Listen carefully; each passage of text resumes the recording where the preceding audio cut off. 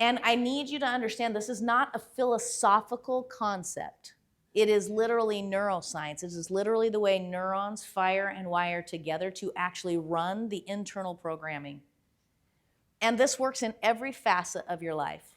Like Mike said, every Thursday I get the opportunity as a part of our nonprofit to go and work in the prisons. And I was working in this particular prison, and this young man was in there, and I call him young man because he looked like a baby to me. He'd been serving in prison for 14 years. And when I saw him, I said, "Who are you?" And he's like, gave me his number, 754-632. I was like, no, who are you? And he gave me his prison nickname,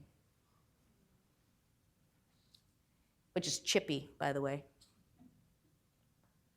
And I said, no, not your nickname, not your number. Who are you? And he said, I am the scum of humanity. He said, I am a menace to society. He goes, what else do you want to know? You want my charges? You want my book? You want my jacket? What are you looking for, lady? And I said, well, I'd start with your name. And it took us 5 minutes for him to utter his first name to me because he hadn't used it and no one had called him that in 14 years. He said, you don't want to know what I really want because what I really want isn't possible. I said, why is that? And he goes, because I'm here because I'm serving 6 life sentences because I killed 6 men. He goes, my parole officer hasn't even been born yet, so what I want I cannot have. So I refuse to tell you what I want. I said, what if we just tried it? What if you just trusted the process for just long enough to just say it out loud? 2 weeks later, he came back and he said, I'm willing to claim it. I said, what is it? And he said, I am the world's greatest father. He goes, but that'll never be true because I can't be there for her. He said, I got booked in the day I got booked in. My daughter was 3 years old and my wife married somebody else that day. And he said, I have not talked to her or seen her in 14 years. I said, well, what would it look like if you started claiming I'm the world's greatest father? Because up until this point, this man was in solitary confinement because he was in a constant state of trouble. Because he had 6 life sentences, he had decided it didn't matter what he did in there. He could just continue to add them. What difference does it make to him? He's serving time anyway, yeah? What difference does it make? He had a write-up every single week.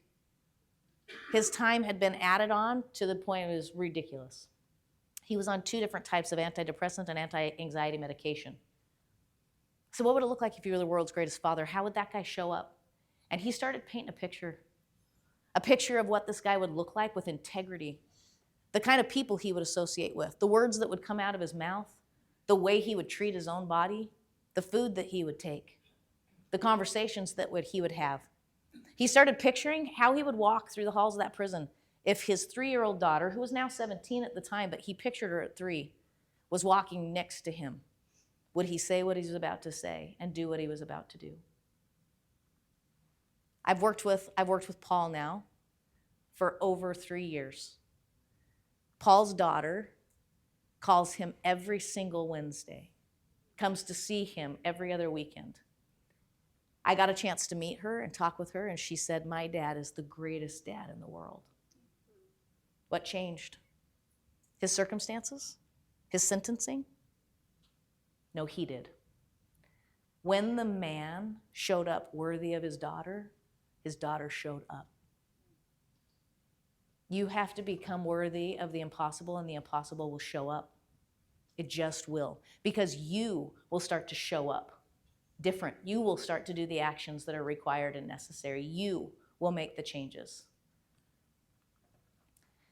Now, I know that sometimes I get into these things and I'm a little bit intense, but guys, it's because I'm so passionate about this. I have seen it work in every situation of life.